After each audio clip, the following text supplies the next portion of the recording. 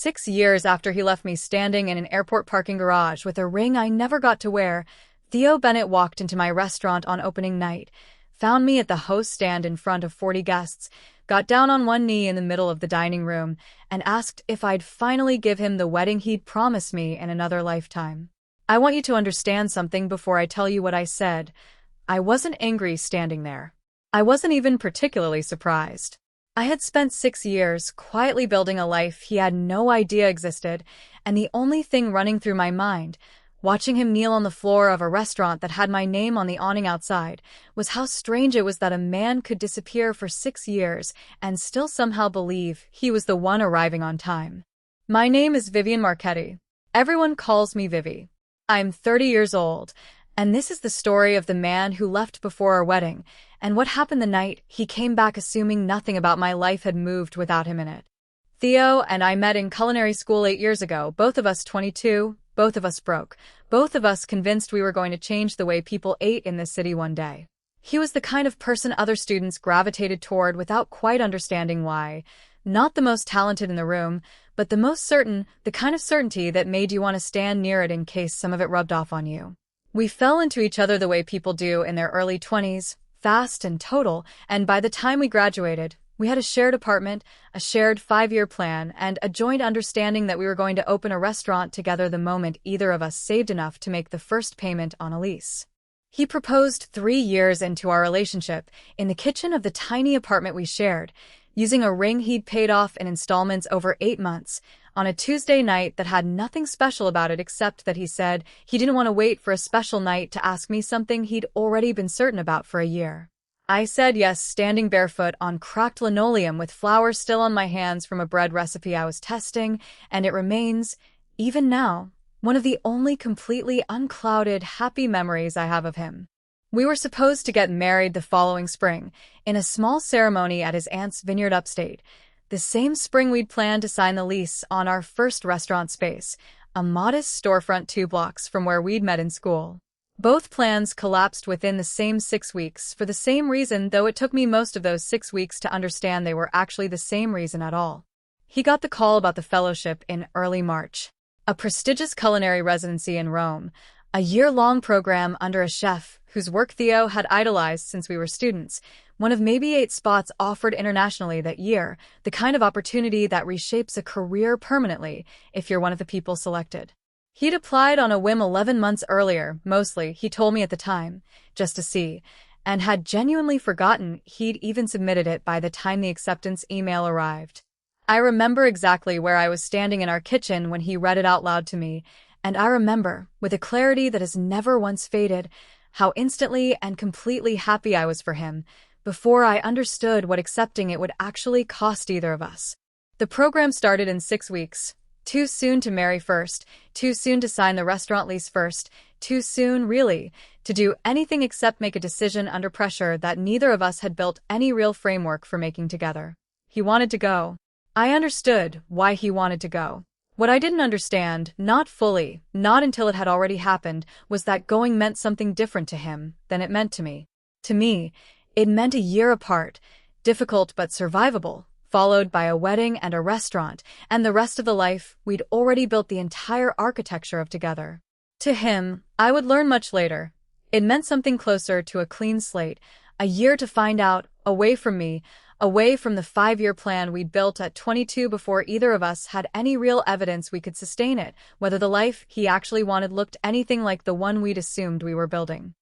He didn't tell me that second part before he left. He told me the first part, a year, difficult but survivable, and then everything as planned. I drove him to the airport myself, on a gray Tuesday morning in April, and he held both my hands in the parking garage before he went inside, and told me he loved me and that he'd call the moment he landed, and I believed every word of it completely, because I had no reason yet not to. I remember, very specifically, what I did after his flight took off because I've turned that memory over more times than almost any other from that entire year. I didn't go home. I drove, instead, to the storefront we'd been planning to lease, the 1-2 blocks from the culinary school where we'd met, and I sat in my car outside it for nearly an hour, imagining, in careful, specific detail, the awning we'd talked about, the name we still hadn't fully agreed on, the exact placement of a small bar along the back wall Theo had sketched on a napkin one night that I still, foolishly, kept folded in my wallet. I want to be honest that I wasn't imagining any of it alone in that moment. I was imagining a life that still, as far as I understood it then, had both of us in every version of it. He called twice that first week, once the second week. The messages got shorter through May, the calls got rarer through June, and by July, what had started as "the program is more intense than I expected, I'm sorry, I'll call this weekend," had quietly become weeks of silence I filled, at first, with generous explanations, time zones, kitchen hours, the particular exhaustion of a program that worked its residents past midnight most nights. I want to be honest about how long I kept generating those explanations on his behalf, because I think it matters to understanding the rest of the story. I defended him to my own friends for nearly 4 months before I let myself consider that the silence wasn't about time zones at all. The actual end came by email in late August, for months into the year he was supposed to be gone. He wrote that Rome had changed something in him he didn't fully understand yet, that he needed to be honest with me even though he knew it would hurt, that he couldn't come back and marry me on the timeline we'd planned, that he thought actually he might not come back to that plan at all, that he was sorry, that he still loved me but not in a way that felt fair to ask me to keep waiting for. He didn't call to say any of it. He wrote it, sent it, and by the time I finished reading it standing in the restaurant space we'd never signed the lease on, because I'd been walking past it every week since he left, unable to stop imagining what it might have looked like with both our names above the door. He had already, I later learned, been seeing someone else in Rome for nearly 2 months. My mother flew out 3 days after that email, without asking whether I wanted her to, and stayed for a week and a half in my apartment while I moved through the motions of a life I no longer recognized the shape of. She was the one who eventually said, gently, on maybe the 4th or 5th day, that grief for a person who was still alive and simply chose not to come back was its own particular category of difficult.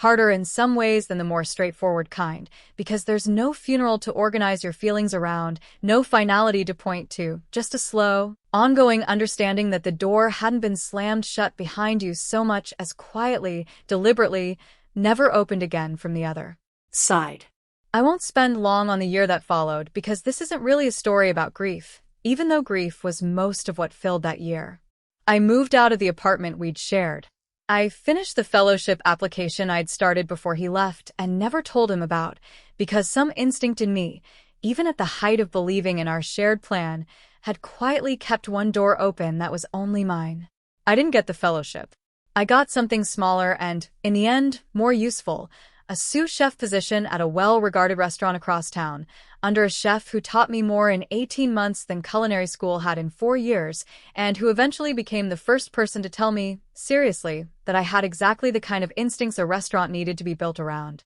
I met Adrian 2 years after Theo left, at a wine tasting a mutual friend dragged me to on a night I very nearly canceled. He was an architect, restoring old commercial buildings into restaurant and retail spaces across the city, methodical in a way that felt, after Theo, like a kind of relief I hadn't known I was starving for. He didn't propose big plans on a Tuesday night, 3 years in. He proposed, quietly for years in, after we'd spent 2 of those years slowly, carefully building something together in the exact unglamorous way I'd once believed love was supposed to arrive all at once instead. I said yes in a much steadier voice than I'd used the first time, standing in a half-renovated storefront he'd found for me 18 months earlier, a building with good bones and a location I'd loved from the first walk through, the storefront that would, over the following year, slowly become the restaurant that now had my name on the awning outside it. I want to be fair to Adrian in telling the story, because it would be easy,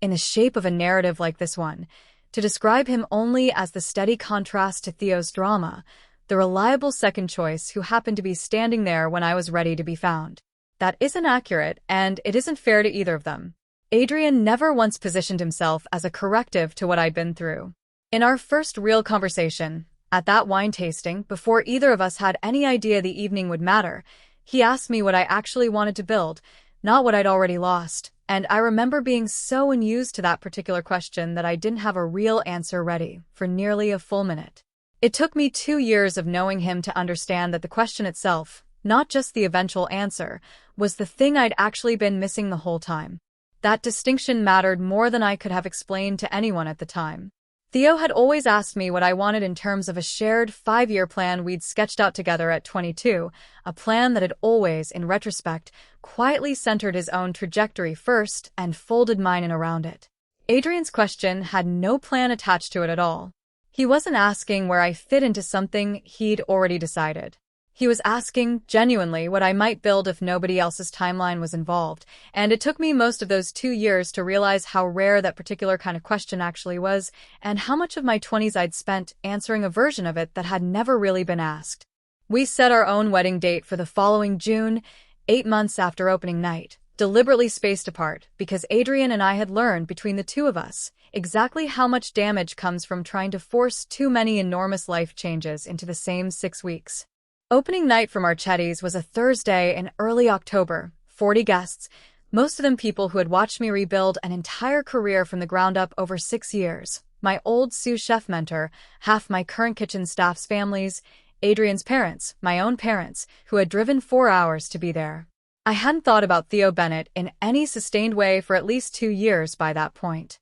I knew, vaguely, secondhand, through the small, overlapping world of people who'd known both of us in culinary school, that he'd eventually left Rome, that the relationship there hadn't lasted, that he'd spent a few years working in restaurants in Chicago before dropping out of the industry's gossip entirely, the way people sometimes do once they stop being interesting enough for anyone to keep tracking. He walked in at 8:40, in a jacket I recognized immediately because I'd helped him pick it out 9 years earlier, standing in the doorway for a long moment before anyone else in the room noticed him, long enough that I was the only one who saw his face when he first read the name on the menu at the host stand and understood, apparently for the first time, exactly whose restaurant he'd walked into. For those first few seconds, before he'd fully registered what he was looking at, I actually thought I might be imagining him,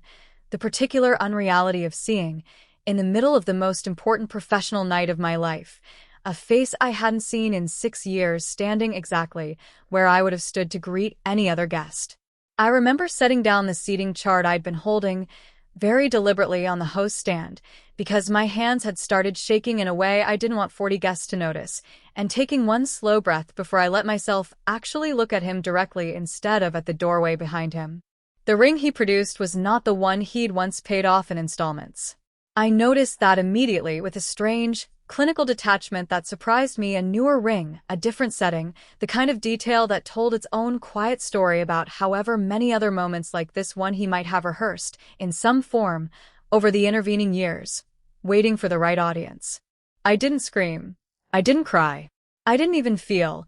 in that first full second of understanding what was happening in front of 40 of the most important people in my current life,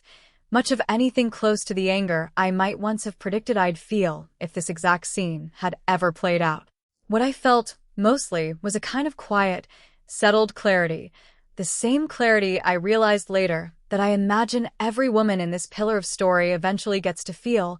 the moment she understands that the person who once had the power to reshape her entire life with a single decision no longer has any power over it at all. I asked him, calmly, to stand up. I told him, in a voice pitched for the room rather than lowered for privacy, because I decided in that instant that this needed to be as clearly understood by everyone present as it apparently needed to be understood by him, that I appreciated him coming, that I hoped Rome and Chicago had both eventually given him whatever he'd been looking for when he left me in that airport parking garage 6 years earlier, and that I'd like him to meet my fiancé, Adrian, who was standing right there, and who I'd be marrying in June, in a restaurant we'd built together, on a timeline neither of us had ever once needed to force. I watched something behind Theo's eyes do the same quiet arithmetic I imagine every man in this story eventually does, once he understands,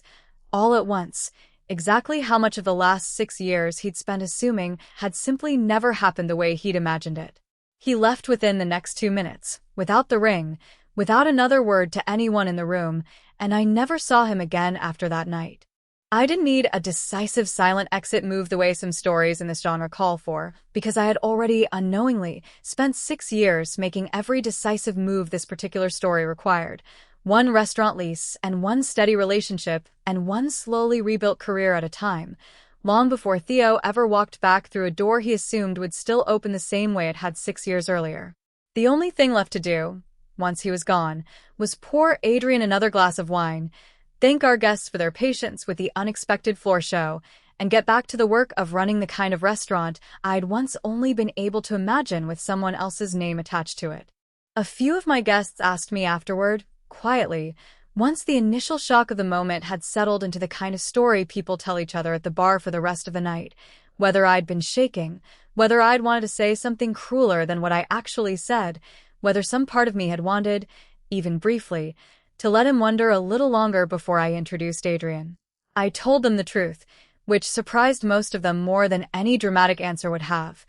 I hadn't felt the pull toward cruelty at all. I'd felt, mostly, an almost administrative clarity, the same clarity I used to run a kitchen during a busy Friday service. Assess the situation, address it directly, keep the room moving, don't let one disruption derail an evening 40 other people had shown up to be part of. 6 years of building a career out of exactly that kind of composure under pressure turned out to be, in the end, the best possible preparation for the one moment I never could have planned for. Marchetti's has been open 14 months now. It got a review in the city's biggest paper for months in that used the word assured twice, a word I've thought about more than I probably should, because it's exactly the word I would have chosen if anyone had asked me to describe the difference between the woman standing in that airport parking garage 6 years ago and the one who stood calmly in her own dining room telling an ex-fiancé to sit down and meet the man she was actually going to marry. The restaurant has taught me things about that same steadiness that I don't think I could have learned any other way.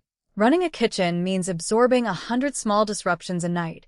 a supplier who doesn't show, a reservation system that crashes on a Friday, a dish that comes back wrong twice before it comes back right, and I've come to understand, somewhere over these 14 months, that the version of composure I brought to Theo's proposal on opening night wasn't a special reserve I'd saved for the occasion. It was simply the version of myself I'd been quietly building, service by service, for years, without ever once imagining it would eventually need to hold up under that particular kind of pressure. Adrian and I got married in June, in a small ceremony neither of us needed to rush or force onto an artificial 6-week deadline, at a venue we picked together over 18 unhurried months, surrounded by people who had watched both of us build something slowly and on purpose. My old sous chef mentor gave a toast that mentioned, without naming anyone, that some people spend years trying to find their way back to a life they walked away from, while the smartest people she'd ever known simply built a better one in the meantime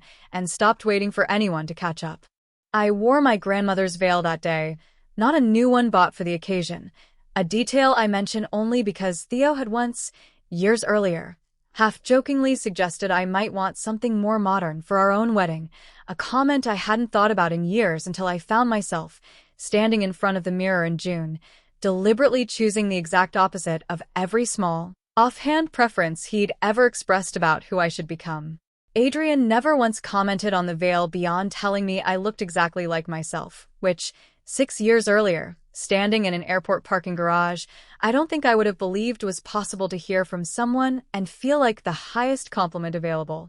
I think about Theo sometimes, though less often than people probably expect, given how the story ends. I don't think about him with anger most of the time. I think about him the way you think about a version of a plan that simply stopped being the plan, not tragic, not even particularly sad anymore, just a fork in a road I happened to take alone. That turned out, eventually, to lead somewhere better than the road we'd originally drawn together at 22, before either of us had any real evidence that the life we were planning could survive contact with an actual, difficult choice. I heard, through the same overlapping small world that had once told me he'd walked into my restaurant unannounced, that he left the city again a few months after that night, back to Chicago, where I understand he's since tried, more than once, to open a restaurant of his own that never quite made it past the planning stage. I don't feel triumphant hearing that, which surprised me the first time someone told me, expecting, I think, that I'd want to. I mostly just feel a kind of distant, settled sympathy for a man who spent so many years chasing the idea of a grand, defining moment, a fellowship, a proposal on a stranger's opening night, that he never quite learned how to do the slower, less cinematic work of simply building something and staying to see it through. People ask me sometimes whether I ever wonder what would have happened if he'd come back on the original timeline, married me the following spring, opened that first restaurant with both our names on it instead of just mine. I don't wonder about it as much as they probably expect. I know, with the same quiet certainty I felt standing in my own dining room 6 years later, that whatever that version of my life might have looked like, it would never have taught me what it actually feels like to build something entirely on my own terms, at my own pace, with someone who never once needed a 6-week deadline or a foreign fellowship to figure out whether he actually wanted the life we were building together. Adrian asked me once, months after the wedding, whether I thought Theo had ever really loved me at all, back when we were 22 and certain about everything in the reckless, uncomplicated way you can only really be certain at 22. I told him I believed Theo probably had, in whatever way he was capable of at the time, but that loving someone at 22 and being willing to build a real, difficult, unglamorous life alongside them at 30 were turning out, the longer I lived, to be two almost entirely separate skills, and that Theo had simply never developed the second one. No matter how much of the first one he might have genuinely felt in that kitchen the night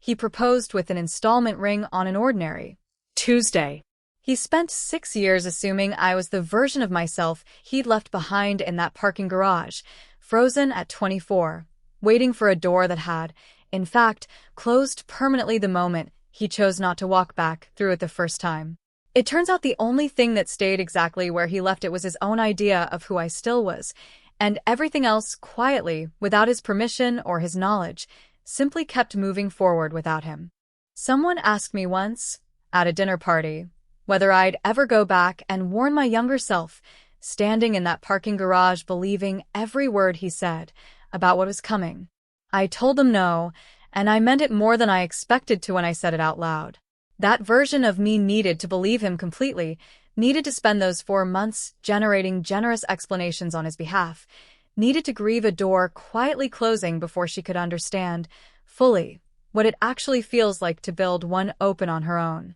I don't think the woman standing calmly in her own dining room 6 years later, telling an ex-fiancé to sit down and meet the man she was actually going to marry, could have existed without every single one of those difficult months first. I wouldn't trade the ease of skipping them for the certainty of becoming her any faster than I actually did.